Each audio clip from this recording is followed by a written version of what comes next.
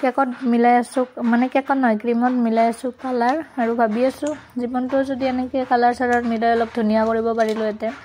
আচলতে আগতে ভুল কৰিলোঁ ভালকৈ পঢ়া শুনা নকৰিলোঁ সেইকাৰণে এতিয়া কেকে বনাব লাগিব এতিয়া মানুহে কয় নহয় ঘৰে ঘৰে আজিকালি কেক কৰে মানে বেপাৰী কিন্তু উপায় নাই এতিয়া আমি কেকে বনাব লাগিব যিহেতু ভালকৈ পঢ়া শুনা নকৰিলোঁ আৰু চাকৰিৰ বাবে পৰীক্ষা দিলেও ফেইল কৰি থাকোঁ সেয়ে আৰু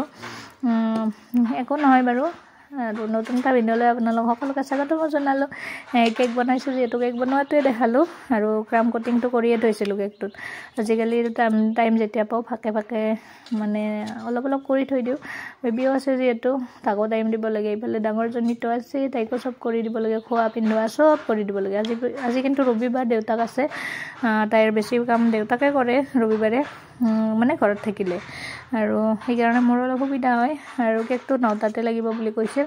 এইফালে আমাৰ ওচৰতে মানে কিবা এটা প্ৰব্লেমো হৈছে মানুহজন তালৈ গৈছে এইফালে মটৰটো বেয়া হৈছে কৈছে তাকে এতিয়া মই কেকটো বনাই লৈ মানুহজনে দি আহিব কেকটো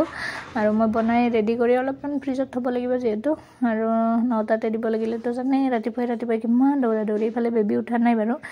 আৰু সেইকাৰণে এতিয়া মই আইচিংটো কৰি লৈ ধুনীয়াকৈ ডিজাইনটো কৰি ল'লোঁ এইটো ডৰেমন কেক আছিল ফটো দিয়া আছিল ফটোৰ দৰে বনাবলৈ চেষ্টা কৰিছোঁ বাৰু আৰু এয়াই আৰু যে দেখালোঁ আপোনালোকক আৰু এইফালে অলপমান বেবীকো দেখালোঁ আমাৰ তাক গা চা ধুৱাই দিলোঁ কেক চেক বনাই উঠি আৰু অলপমান দেখালোঁ এইফালে বায়েকে তাইক আহি অলপমান কান্দিছিলে বায়েকে এনেকৈ